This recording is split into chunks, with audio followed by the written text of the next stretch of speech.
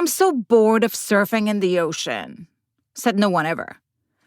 But let's explore other types of surfing anyway, starting with bore wave surfing. Welcome to the Wipeout Weekly, the daily podcast for beginners, wannabe surfers, and seasoned wipeout enthusiasts. No hype, no filler, just the highs, lows, and honest truth about learning to surf and finding your place in surf culture. I'm your host, Suze Wilson. Let's go out. Bore wave surfing must be one of the weirdest and rarest forms of surfing. It doesn't happen in the ocean. It doesn't happen in a wave pool, because bore surfing is a river and lake affair. Mostly a river affair. And not every river, every time either.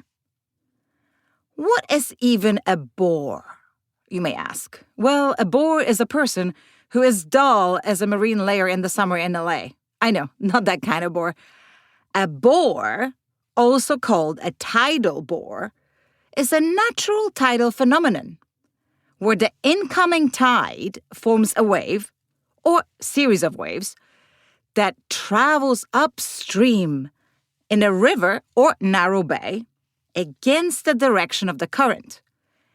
It's like if the ocean were pushing so much water into a river mouth during high tide that it created an actual breaking wave moving inland. That wave is the bore. Bores are not a common occurrence.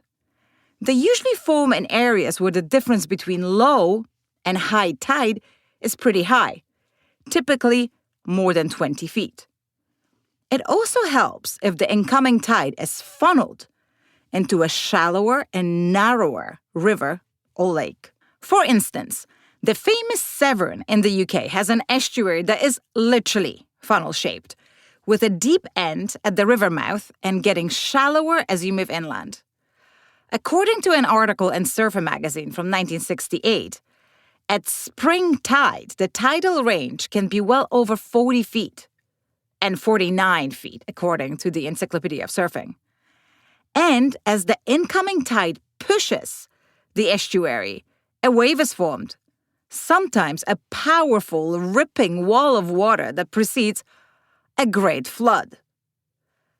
That's River Severn, but the height and quality of bores elsewhere differ greatly. Some bore waves are a few inches high and choppy. Others are overhead high and totally surfable. You might be wondering why we're so excited about bore wave surfing. Okay, what's the longest ride you've ever had in the ocean? 30 seconds? 1 minute on the slow rolling waves of Hawaii? Ha! Bore wave rides can last several minutes to even, wait for it, an hour. I kid you not. The world record for the longest duration of a bore wave surfed is 64 minutes. The record was set on the Bono tidal bore in Indonesia by Steve King in 2013, with that ride lasting for almost 13 miles, or like 21 kilometers. Insane. When you watch surfers ride the bore in Alaska, they ride it for so long, they need to sit down. Actually, they might just be admiring the views. How does one get in on this mega long bore ride action? First, you gotta find a good one. Tidal bores only occur in about 60 rivers and lakes worldwide, which makes sense because you need that huge tidal range and funnel-shaped estuaries. The most famous ones are Pororoca, Amazon River, Brazil, is the most famous and loudest bore in the world. But the water is brown, debris-filled, and home to trees, snakes, and piranhas, so it's a wild ride. Already mentioned Severn-born, River Severn, is the most famous bore in Europe.